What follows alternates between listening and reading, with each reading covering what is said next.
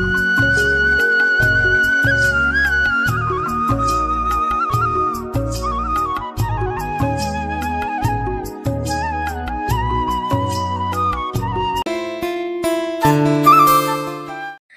Morning everyone welcome back to my channel. आमी सुष्मिता। केमन आछो सबाई? आशा करी भालो आछो सुस्थ आछो। तो आजकेर आरेकटी छोट्ट सुंदर ब्लगे तोमादेरके अनेक अनेक स्वागत और भालोबासा। तो एखन सकालबेला देखो, तो सकालबेला এই যে ঘুম থেকে উঠে সংসারের কাজকর্ম কিছু করে তারপর স্নান করে সোজা চলে এসেছি ঠাকুর ঘরে।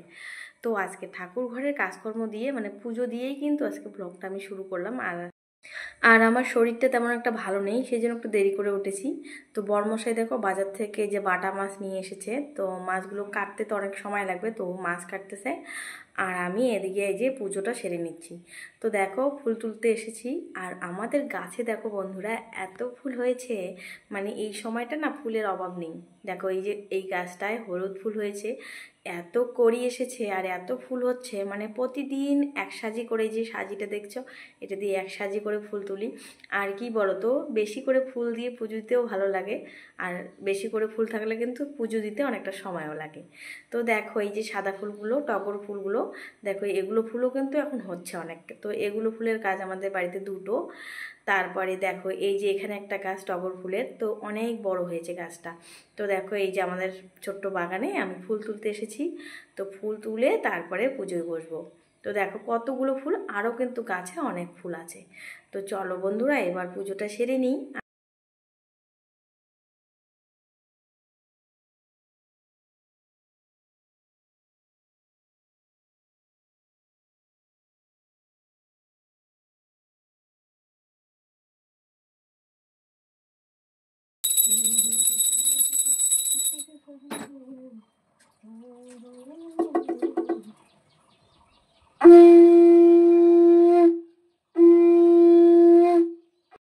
তো বন্ধুরা দেখো এই টবের মধ্যে নতুন গাছগুলো লাগিয়েছি, তো প্রতিদিন অল্প অল্প করে জল তো দিতেই হয়। আর এখন যা রৌদ্র দেখো, গাছগুলো শুকিয়ে গেছে, একদিন জল না দিলেই গাছগুলো শুকিয়ে যায়।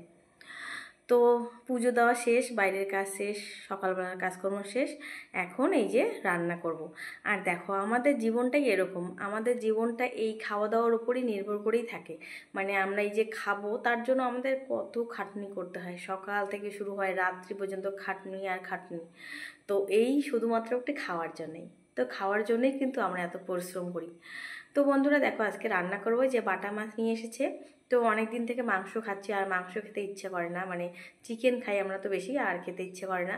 তো আজকে দেখো হালকা পাতলা রান্না করব, একদম সজনে ডাঁটা, বেগুন ডাঁটা, তারপরে টমেটো, আলু, এগুলো দিয়ে বাটা মাছ দিয়ে হালকা করে ঝোল করব।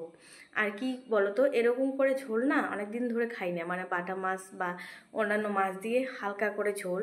আর এরকম করে ঝোল খেতেও কিন্তু ভালো লাগে, সবজি দিয়ে মানে বেগুন ডাঁটা দিয়ে। তো আজকে ওই জন্য বড়মশাইকে মাছ আনতে বলেছি আর সাথে আনতে বলেছি একটু মাছের ডিম। তো মাছের ডিমের বড়া করব। আর আমাদের তো তাড়াতাড়ি করে রান্না করতে হয়, কারণ আমার ছেলে তো সকাল সকাল মানে খাওয়ার একটা অভ্যাস আমাদের, তো না খেলে পরে ওর মাথা গরম হয়ে যায়। তো দেখো আমার রান্না কিন্তু প্রায় শেষ। আমার রান্না শেষ। এটা হলো গিমা তিতা শাক বলে আর কি। তো গিমা তিতা, এটা আমি আলু দিয়ে ভাজা করলাম, আজকে প্রথম রান্না করলাম আমি, এর আগে খাইনি, আজকে খেয়ে দেখবো কেমন লাগে। আর এই দেখো এখানে মাছের ডিমের বড়া করলাম, মাছ ভাজা আছে, আর এই যে আমার তরকারি হয়ে গেছে। চলো এখন আমরা ভাত খাবো। তো বন্ধুরা দেখো আজকে এই যে রান্নাবাড়ি করে খাওয়া দাওয়া করে তো এখন আসলাম ঘর গোছাতে। তোমরা হয়তো অনেকে বলতে পারো যে আগে খাওয়া দাওয়া করে তারপরে পরে ঘর গোছানো এসব কাজ কেন করো। তো কি বলো তো, আমার না রুটিনটা এরকম, আমার সকালবেলা উঠে কোনো কাজ হোক বা না হোক আমার রান্নাঘরের রান্নাটা আগে শেষ করতে হবে, কারণ রান্নাটা না করলে বাড়ির লোক তো উপোস করে থাকবে। তো সেই জন্য আমি রান্নাটা টাইম মতো করি, তারপরে যে সংসারের বাকি কাজগুলো কিন্তু আস্তে আস্তে করি। আর এই কাজগুলো দেরি করে করলে হয়, কিন্তু রান্নাটা তো আর দেরি করে করা যাবে না। আর আজকে সবাই বাড়িতে আছি, আজকে ছুটি।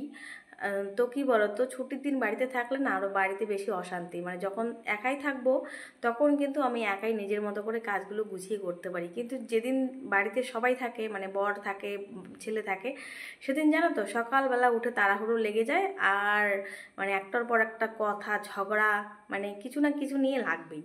তো জানো তো, ছেলে মানুষ বাড়িতে থাকলে মাথা গরম হয়, তো ছেলে মানুষরা বাড়িতে না থাকাই ভালো।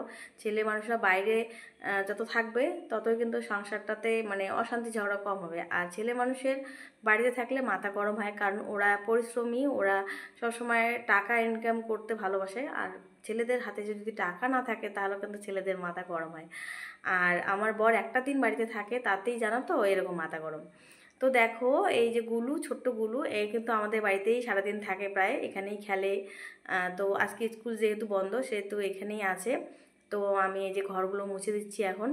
তো ও কিন্তু খুব ভালো, জানো তো, এত ভালো না, আর একদম এখানেই সারাদিন খেলবে। তো আজকে যেহেতু ছেলে আছে বাড়িতে, তো ওর সঙ্গে খেলতে আসছে। তো আমি দেখো ঘরগুলো মুছে দিলাম। আর এই গরমের মধ্যে সত্যি কথা বলতে কি বলতো, কাজ ফেলে রাখতে ভালো লাগে না। আর এই গরমের দিনটা বিশেষ করে, এই গরমের দিন আমার একদম ভালো লাগে না। কারণ গরমের দিনে না কাজ করে শান্তি নেই, মানে কাজ করতে যাবে তার আগেই ঘেমে ঘুমে শেষ, মানে এত গরম লাগে, ভালো লাগে না।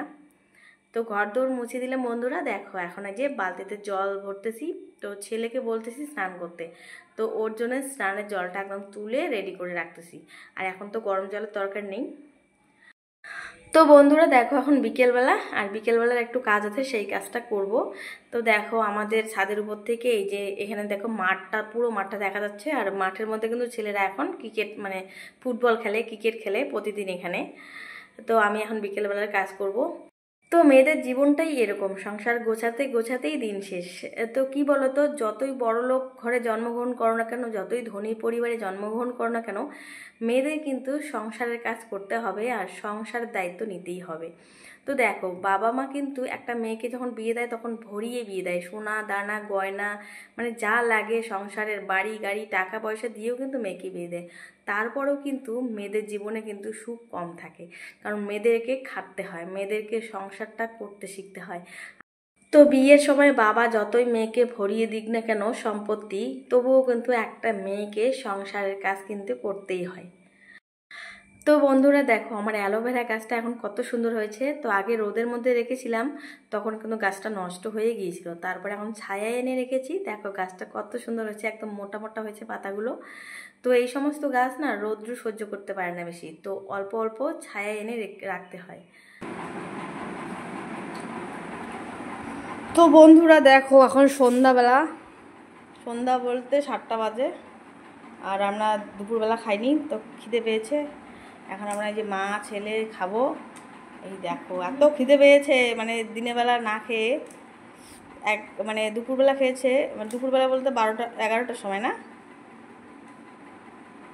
11টার সময় খাওয়া হয়েছে, আর খাওয়া হয়নি, সেই জন্য খিদে পেয়েছে। তো চলো এখন ভাত নিয়ে বসেছি, দেখো এখন খাবো, মানে এটাই আমাদের রাতের খাবার। চলো খেয়ে নিই।